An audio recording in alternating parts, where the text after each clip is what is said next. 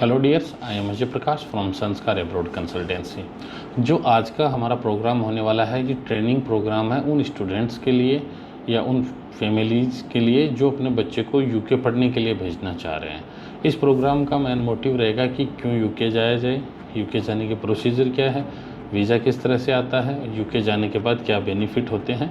तो सबसे पहले अपन स्टार्ट करते हैं यूके के बारे में। तो मैं पहले यूके के बारे में थोड़ा बहुत आपको बताता हूँ, जिससे आपको समझ में आ जाएगी यूके क्या है। यूके यूनाइटेड किंगडम इसको बोलते हैं, कई लोग इसे ब्रिटेन भी बोलते हैं, कई लोग इसे इंग्लैंड भी बोलते हैं, बट बेसिकली ये 4 कंट्रीज से मिलके बना हुआ है, इसलिए इसे यूनाइटेड किंगडम कहते हैं। और जो स्टूडेंट यहाँ जाता है उनको जो वीज़ा मिलता है उसमें चारों कंट्रीज़ में ट्रेवल कर सकता है। और ये कंट्री एक साथ ही है, मतलब इनके अंदर कोई बॉर्डर बाउंड्रीज़ पे ऐसा कोई सीन नहीं है, आप डायरेक्ट बाई बस जा सकते हो और सब में ये वीज़ा वैलिड होता है। तो सबसे पहले मैं बताता हूँ इंग्लैंड के बारे में।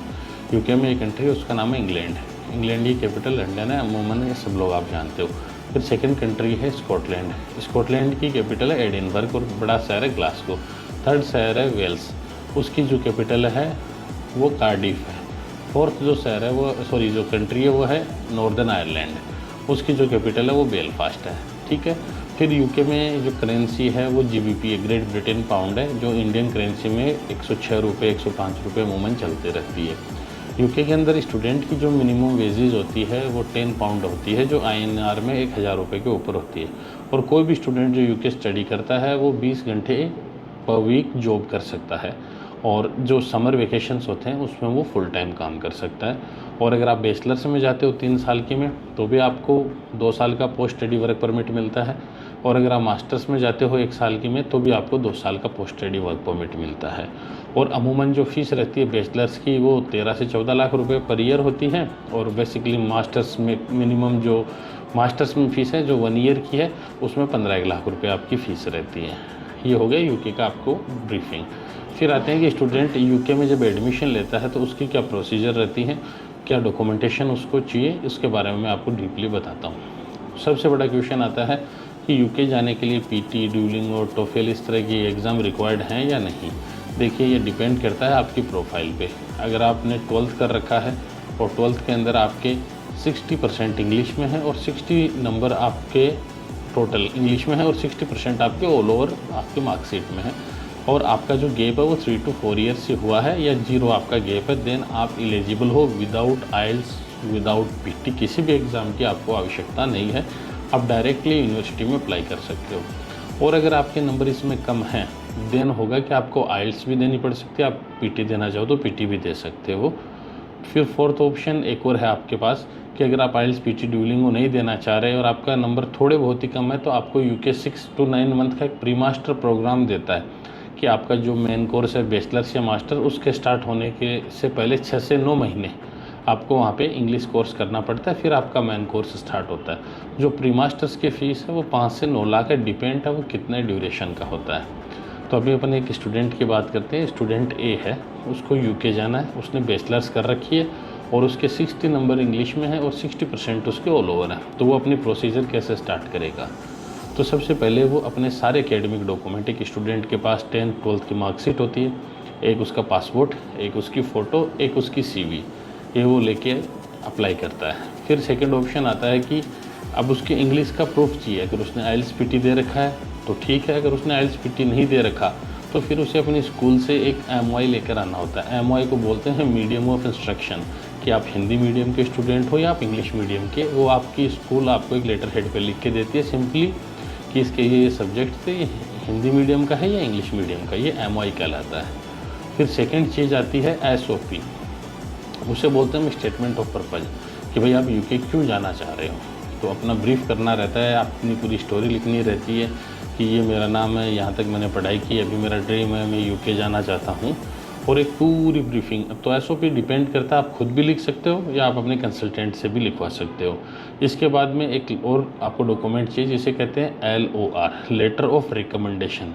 तो अगर आपने जस्ट 12th की और आपके गैप नहीं है, तो फिर आप अपने स्कूल टीचर से, 2 टीचर से लेटर ऑफ रिकमेंडेशन ले सकते हो।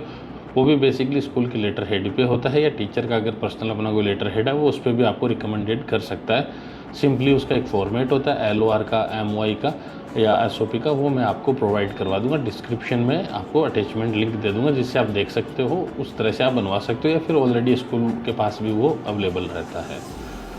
ठीक है। इसके बाद जो और चीज़ चाहिए आपको कि भाई अभी UK जाने के लिए अपने को और क्या चीज़ चाहिए, उसमें जो सबसे इम्पोर्टेंट चीज़ आती है वो आता है कि आपका जो क्वेश्चंस, वहाँ जब आप जाओगे तो कुछ क्वेश्चंस हैं जिनका आपको नॉलेज होना चाहिए, तो वो क्वेश्चंस भी मैं आपको बताऊंगा। तो ये जो सारे डॉक्यूमेंट आपके अगर इकट्ठे हो गए, उसके बाद में ये आप यूनिवर्सिटी, मल्टीपल यूनिवर्सिटीज़ में फॉरवर्ड करते हो। तो उन मल्टीपल यूनिवर्सिटीज़ में कुछ यूनिवर्सिटीज़ जिनका क्राइटेरिया आपके डॉक्यूमेंट के अकॉर्डिंग है, वो आपको कोर्सेज़ प्रीफेयर करती हैं कि भाई आप ये कोर्सेज़ कर लीजिए, या तो फिर आप खुद कोर्सेज़ चूज़ करके उनसे रिक्वेस्ट करते हो, या फिर वो आपको रिकमेंड करती हैं कि ये कोर्सेज़ आप चूज़ कर सकते हो। फिर उन कोर्सेज़ में आप कोई भी कोर्स एक चूज़ करके यूनिवर्सिटी से कंडीशनल ऑफर लेटर मंगा सकते हो। अब ऑफर लेटर मतलब एक तरह से एडमिशन लेटर ही होता है। कंडीशनल ऑफर लेटर का मतलब होता है कि आपके पास पूरे डॉक्यूमेंट नहीं है, फिर आपने रिक्वेस्ट की तो वो सिर्फ आपको ये बताती है कि हाँ आपका एडमिशन तो हो जाएगा, बट ये डॉक्यूमेंट आपको प्रोवाइड करवाने पड़ेंगे। अब और क्या क्या डॉक्यूमेंट प्रोवाइड करवाने होंगे नेक्स्ट स्टेप के लिए, वो मैं बताता हूँ। अगर कोई भी आदमी किसी भी कंट्री में पढ़ने के लिए जाता है, तो एक तो उसके पास ट्यूशन फ़ीस होनी चाहिए। अब ट्यूशन फ़ीस उसके खुद के पास है या वो बैंक लोन ले रहा है, इट्स डिपेंड्स। ठीक है। अगर उसके पास ट्यूशन फ़ीस है, उसके बाद में वो 1 साल वहाँ रहेगा, तो उसके पास रहने का और खाने का सफिशिएंट पैसा है क्या, वो उसको किसी अकाउंट में शो करना पड़ता है। वो उसके मदर फादर का अकाउंट भी हो सकता है, वो उसके किसी ब्लड रिलेटिव का भी अकाउंट हो सकता है, वो उसके खुद का अकाउंट भी हो सकता है। उसमें आपको एक amount like 14 to 15 lakh rupees रखने पड़ते हैं। वो आपके पैसे सिर्फ बैंक में रहते हैं, आपके अकाउंट में, आपके रिलेटिव के अकाउंट में, आपके मदर या फादर किसी के भी अकाउंट में। जैसे ही वो 28 दिन पुराने हो जाते हैं, वो एक फ़ंड बन जाता है UK का, जिसमें आप UK एम्बेसी को या अपन जब कॉलेज को अपन वो प्रोवाइड करवाते हैं कि हाँ मेरे पास सफिशिएंट फ़ंड है रहने और खाने का। तो उसके लिए आपको सिर्फ बैंक स्टेटमेंट निकलवानी होती है। अगर मदर फादर में किसी का भी है तो उससे लिखवाना पड़ता है कि भाई हाँ ये मेरा फ़ंड है, और ये जो मेरा बच्चा है या फिर ये मेरा बेटा है या फिर ये मेरा रिलेटिव है, ये इसको यूज़ कर सकता है। तो ये हो गया आपको फ़ंड शो। ठीक है। ये पैसा जैसे आप UK पहुंच जाते हो, आपके घर वाले विड्रॉ कर सकते हैं, या फिर मतलब अपने अकाउंट को नॉर्मली यूज़ कर सकते हैं। बट जब तक आपका वीज़ा नहीं आता, आप इस फ़ंड को मूव नहीं कर सकते, क्योंकि कभी भी एम्बेसी आपको कॉल करके आपके बैंक में और ये कंफर्म कर सकती है कि भाई इसके अकाउंट में इतना फ़ंड है क्या। फिर एक क्वेश्चन आएगा कि जिसके पास इस तरह का फ़ंड नहीं है तो क्या वो UK के लिए एलिजिबल नहीं है। उन लोगों के लिए भी कुछ लोग होते हैं जो फ़ंड्स का अरेंजमेंट करते हैं, और उसका वो कुछ चार्ज लेते हैं। तो आप अपने कंसल्टेंट से भी पूछ सकते हो, उसका कुछ चार्ज होता है माइनर सा, जिसमें आपके फ़ंड शो भी हो जाते हैं। वो डिपेंड है हर कैंडिडेट को किस तरह से करना होता है, बट हाँ इस तरह के लोग करते हैं। मैं रिकमेंडेड करता हूँ कि अगर आपका खुद का फ़ंड हो तो ये बेहतर होगा। फिर नेक्स्ट स्टेप आता है कि फ़ंड हो गया, आपका एकेडमिक हो गया, फिर आपका एक मेडिकल होता है। अब मेडिकल ऐसे किसी रैंडम मेडिकल सेंटर पे नहीं होता।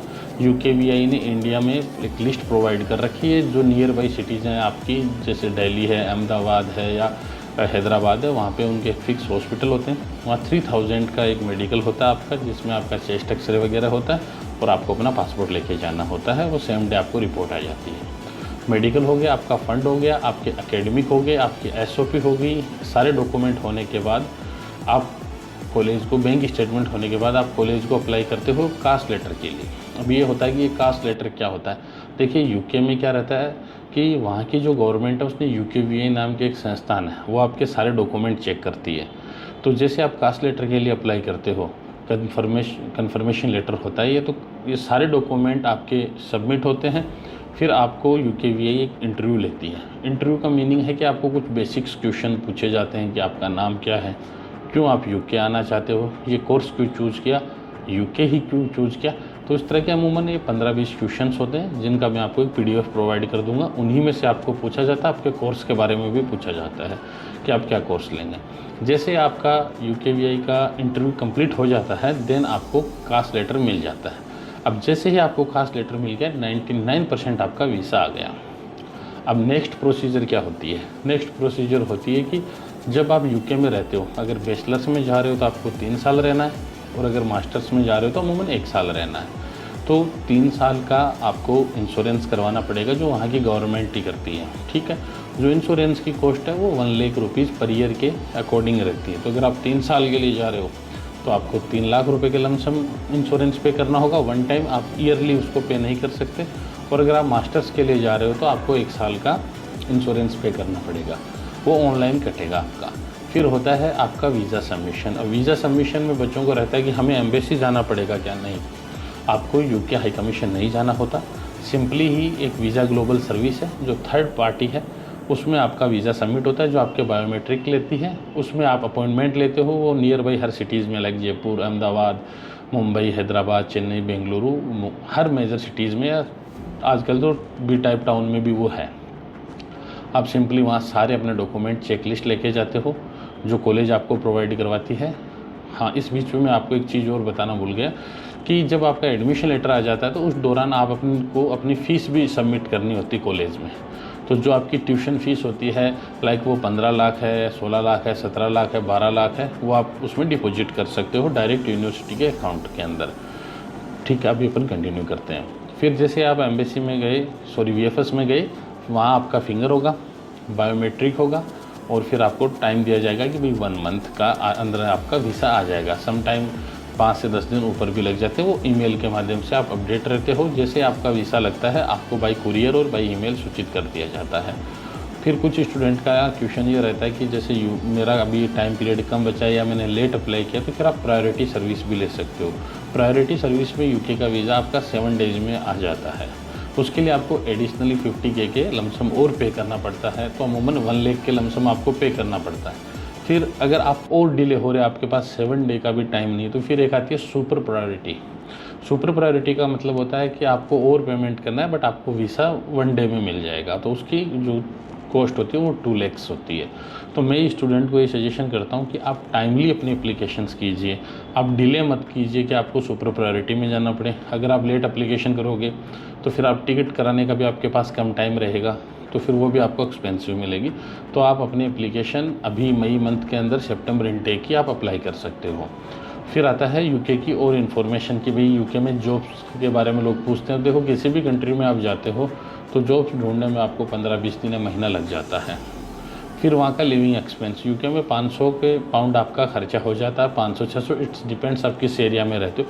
बट आप शेयरिंग में रहते हो तो 500-600 पाउंड्स में आप अपना खर्चा महीने का निकाल सकते हो, जिसमें आपका मोबाइल का खर्चा, आपका अकोमोडेशन शेयरिंग आ गया, और उसमें आपका फूड इंक्लूडेड है। तो अगर आप पार्ट टाइम करते हो तो आप इजी गोइंग अपना खर्चा निकाल सकते हो। फिर आता है PSW, तो आप 2 साल को फिर आपका वर्क परमिट भी मिलता है, जिसमें आप काम कर सकते हो, जॉब्स कर सकते हो, कॉलेज आपको जाना नहीं होता। फिर आप उसको कंटिन्यूटी भी उसकी कर सकते हो, आप आगे भी उसको बढ़ा सकते हो अगर आपको कहीं जॉब मिल जाती है। और लॉन्ग टाइम आप लीगली रहते हो, 5 ईयर के लमसम, देन आप परमानेंट रेसिडेंसी या सिटीजनशिप के लिए भी अप्लाई कर सकते हो। यूके एक बहुत बेहतरीन कंट्री है जो अपने सिटीजन्स को फ्री मेडिकल उपलब्ध कराता है। जो बंदे हैं जिनके पास यूके PR है, परमानेंट रेसिडेंसी है, उनको फ्री अकोमोडेशन, अगर वो जॉब वगैरह नहीं करते तो उनको अकोमोडेशन भी प्रोवाइड करवाता है।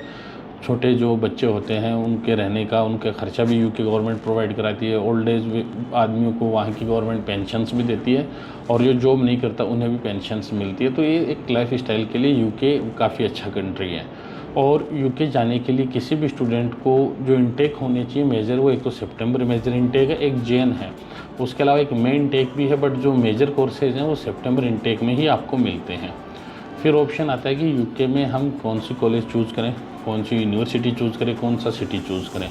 तो देखो, आपको अगर पर्टिकुलर किसी कोर्स में जाना है तो आप मल्टीपल यूनिवर्सिटी चूज़ कीजिए, लाइक लंदन चूज़ कीजिए, एडिनबर्ग चूज़ कीजिए, बर्मिंघम चूज़ कीजिए, लेस्टर चूज़ कीजिए, ग्लासगो चूज़ कीजिए, कार्डिफ कीजिए, बेलफास्ट कीजिए।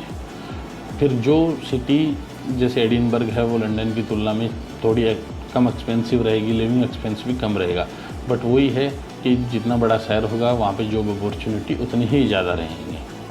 फिर सेकंड थॉट और आती है कि यूके का जो वेदर है, यूके ठंडा है कंट्री, वहाँ जो है बर्फ़ भी गिरती है, ठंड भी काफ़ी ज़्यादा है, बट जो एक समर का माहौल है वो नॉर्मल होता है। फिर वहाँ की सोसाइटी कैसी है, वहाँ की यूनिवर्सिटीज़ कैसी हैं।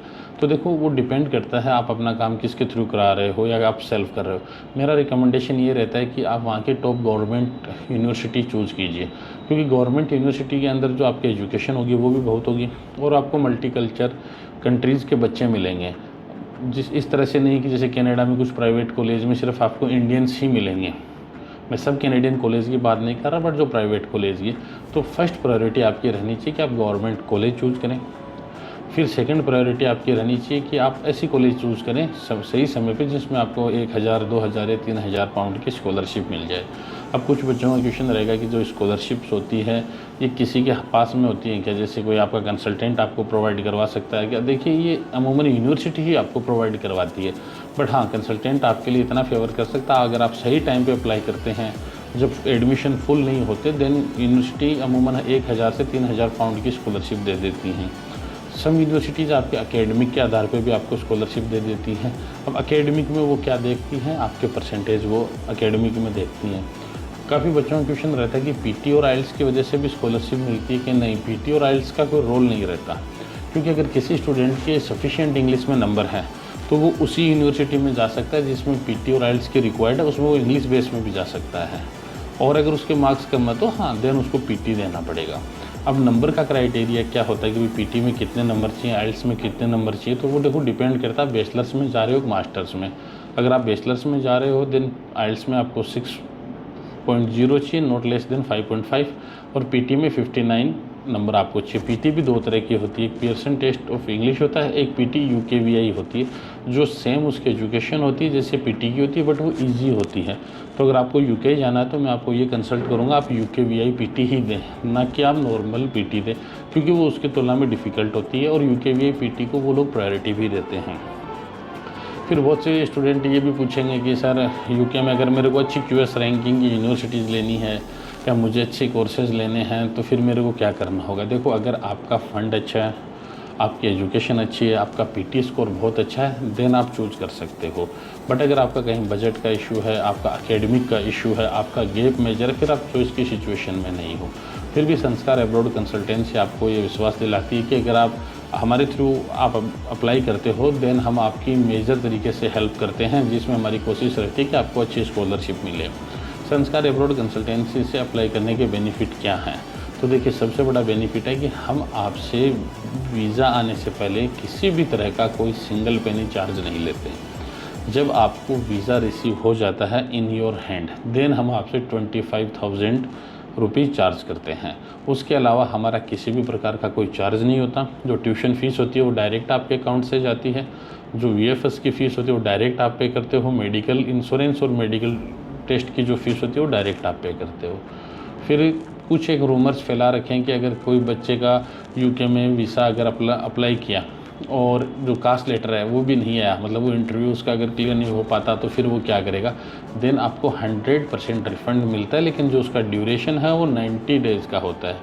तो ये भी आप एक याद रखिए। और संस्कार एब्रॉड कंसल्टेंसी के थ्रू आप कभी भी गाइडलाइन ले सकते हैं, कुछ भी पूछ सकते हैं टेक्स्ट करके, व्हाट्सएप के माध्यम से। और जो आगे के नेक्स्ट वीडियोज़ रहेंगे उनमें मैं ब्रीफिंग में आपको ये बता दूंगा कि एसओपी को किस तरह से क्रिएट करना है, क्या उसकी लैंग्वेज होगी, वीएफएस में किस तरह से जाना है, किस तरह से आपको डॉक्यूमेंट सबमिट करने हैं। बट सबसे बड़ी चीज़ ये है अगर आपको यूके जाना है तो अभी यूके का सबसे ज़्यादा सक्सेस रेशियो है और विदाउट आइल्स और विदाउट पीटी जा सकते हो आप। तो अगर आपको कोई डाउट्स हैं, आप सीकर, चूरू, झुंझुनू, जयपुर, हरियाणा, पंजाब, दिल्ली, कहीं से भी नॉर्थ इंडिया, साउथ इंडिया से हो, आप हमसे सेवा ले सकते हो, क्योंकि हम आपको फिजिकली जो चार्ज है वो आफ्टर वीज़ा है तो वो आप डायरेक्टली हमें अकाउंट में भी पे कर सकते हो जब आपका वीज़ा रिसीव हो जाता है। और जो बिफोर प्रोसेसिंग है हम आपसे कोई चार्ज नहीं कर सकते। तो बिल्कुल आप हमसे कंसल्ट कर सकते हो, आप इंडिया के चाहे किसी भी कोने में हो। तो एक बार आप संस्कार एब्रॉड कंसल्टेंसीज में अपने क्वेश्चंस आंसर करके अवश्य देखें, चाहे आप सेल्फ अप्लाई करें या आप एक कंसल्टेंट के थ्रू अप्लाई करें। मेरा कहने का मतलब है कि अगर आप जब 15 से 20 लाख का बजट लगा रहे हो तो 25,000 इज़ नथिंग। तो आपको एक बेटर कंसल्टेंट आपको बिल्कुल समझा पाएगा कि किस तरह से डॉक्यूमेंट लगवाने हैं। अगर आपका कहीं गैप होगा तो वो आपको बिल्कुल बताएगा कि इस गैप को किस तरह से फुलफ़िल करना है। वो आपको एजुकेशन लोन के बारे में गाइड करेगा। जब आप यूके पहुंच जाओगे देन वो आपको हॉस्टल्स वगैरह भी रिकमेंड करेगा, वहाँ भी आपकी जो पोस्ट हेल्प है वो भी वहाँ पे वो करेगा। तो आप एक कंसल्टेंट को चूज़ कीजिए। और अगर आपको लगता है कि नहीं मैं मेरे लिए 25,000 भी एक मेजर अमाउंट है, देन आप सेल भी कर सकते हो। आप बिल्कुल हमसे भी उसके अंदर भी सलाह ले सकते हो। हाँ, हो सकता है हम आपको पूरा फॉलोअप नहीं दे सकते, लेकिन बेसिक्स इन्फॉर्मेशन हम आपको दे सकते हैं जिसमें आपको कोई चार्ज भी नहीं देना होता। लेकिन अगर आप हमारी सेवाएं लेते हो देन आपको 25,000 पे करना है, वो भी आफ्टर वीज़ा। तो डियर स्टूडेंट्स, आप बिल्कुल संपर्क कीजिए संस्कार एब्रॉड कंसल्टेंसी में, व्हाट्सअप कीजिए, टेक्स्ट कीजिए। हो सकता है जवाब देने में 2 घंटे 3 घंटे 1 दिन का टाइम लग जाए, वीकेंड्स पे हम रिप्लाई नहीं कर पाएँ तो आप बिल्कुल रिवर्ट कर दीजिए, हमें वापस से मैसेज कर दीजिए, हम आपके एक क्वेश्चंस का जवाब देंगे। Thank you.